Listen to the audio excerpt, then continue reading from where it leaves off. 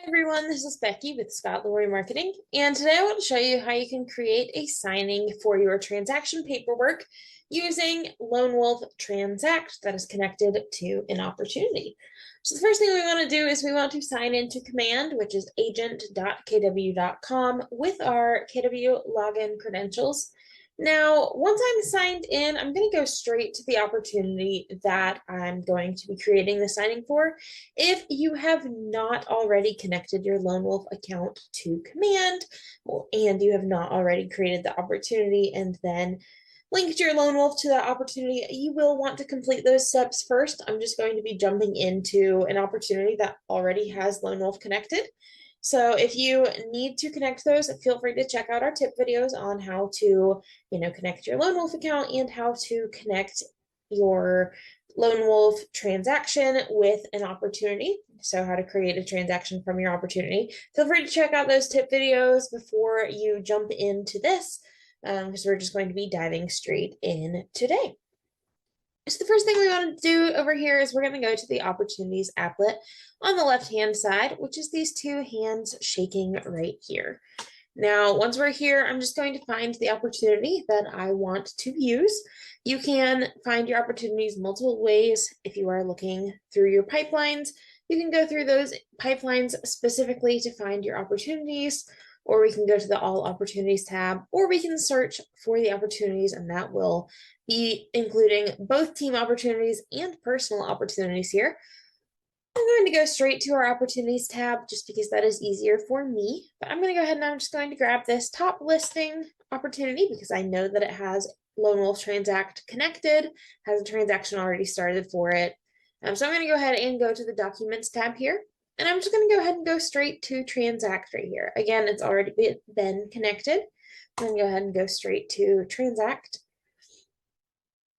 And once that loads, it's going to bring us straight to the transaction that we have created for this opportunity.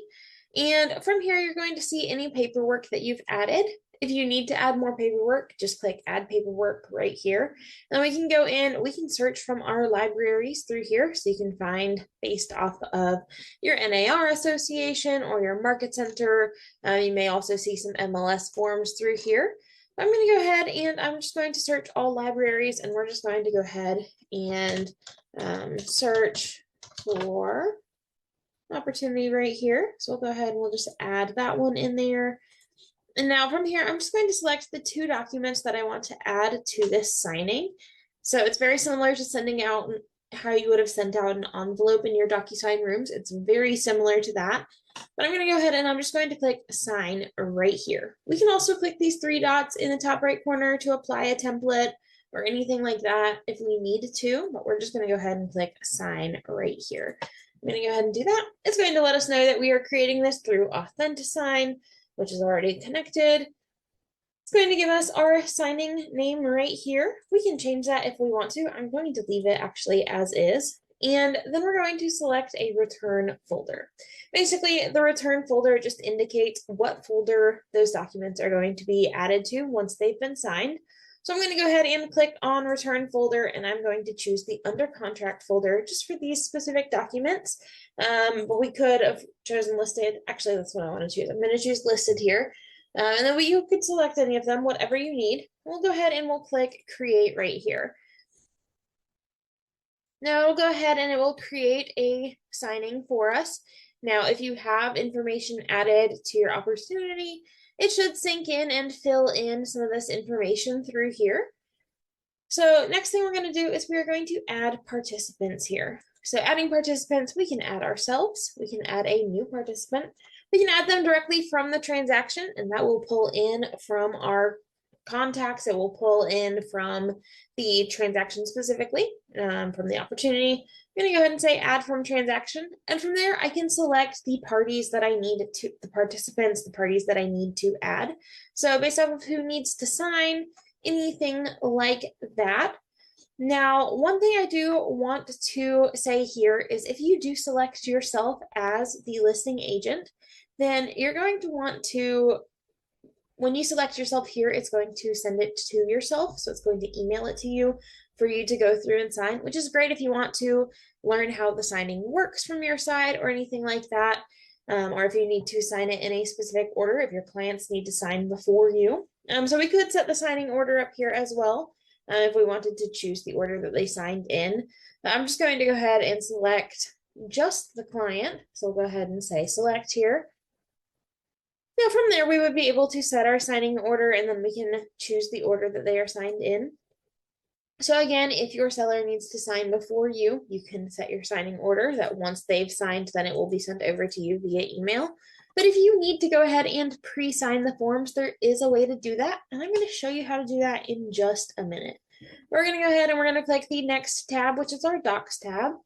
And you can see your different documents and forms right here. So this is going to allow you to replace the file, change the layout here. So use the layouts to automatically place the blocks for signers by their role type. So it's the layout that's already been selected for this form. So we can map signers if we need to. I'm going to leave that alone for now.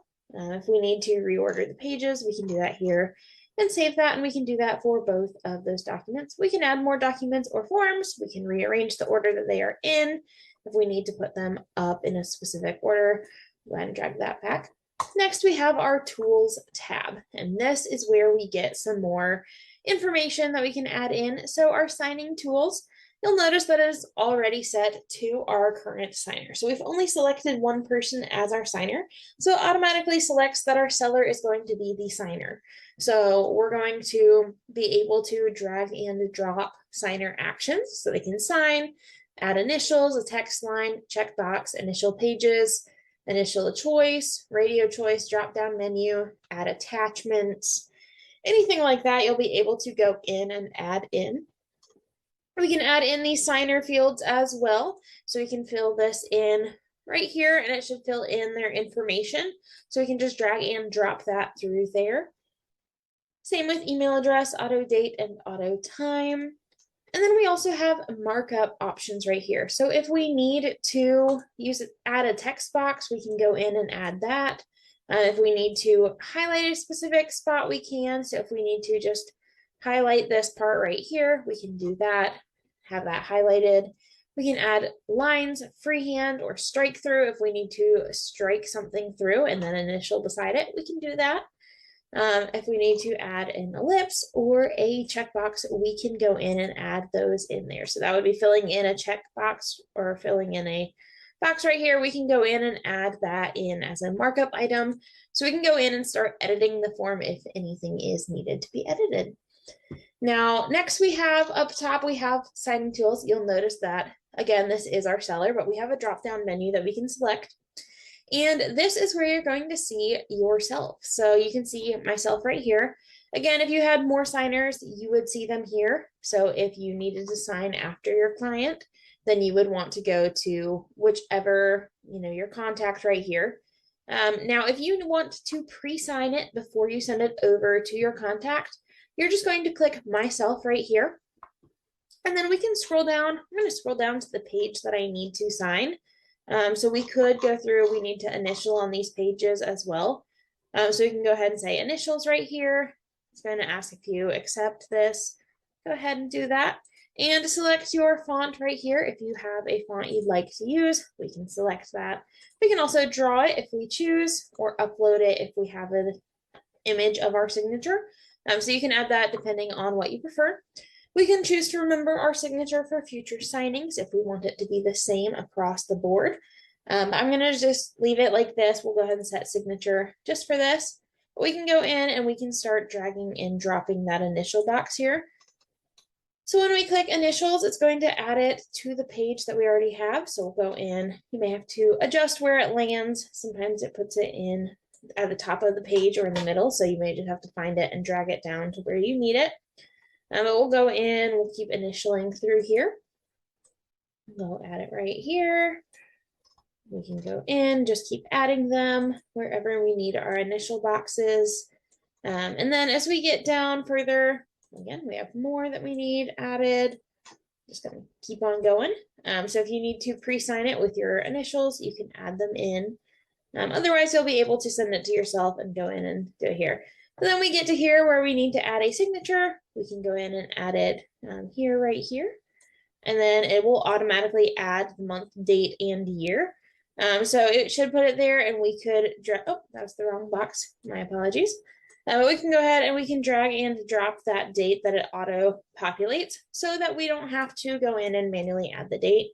It'll automatically do that when we add a signature box, and we can separate them if they're on separate lines. And then you would just go through for all of the forms that you need it for. We can add full name, email address. Again, we have those markup fields. Next, we have layouts here. So if we need to add pre-placed signing fields and markups, we can do that. So we can apply layouts, create layouts, or manage layouts as well. We can go in and do that. And next we have options here. So for time zone, changing your signature, signing details, expiration dates, reminders. And then we're just going to go ahead and click next. It's going to have us finalize signing this setup so we can go in and set our expirations. What date and time does it expire? Set a reminder. So this would send a reminder however many days you choose to. So maybe we want every 5 days at 9 a.m. We can go in and we can click send right here. It's going to go ahead and send that signing over to our contact that we have on file. We can resend it if we need to. And you'll notice the status will update as the contacts sign it. So you'll notice that status will update to signed. And once it's been signed, it will populate back over to the paperwork tab in the folder that we selected. If you have any questions or if you run into any snags with any of this, please feel free to reach out to us via email. Our email is support@scottleroymarketing.com. We are always here to help out. Hope you have a great rest of your day.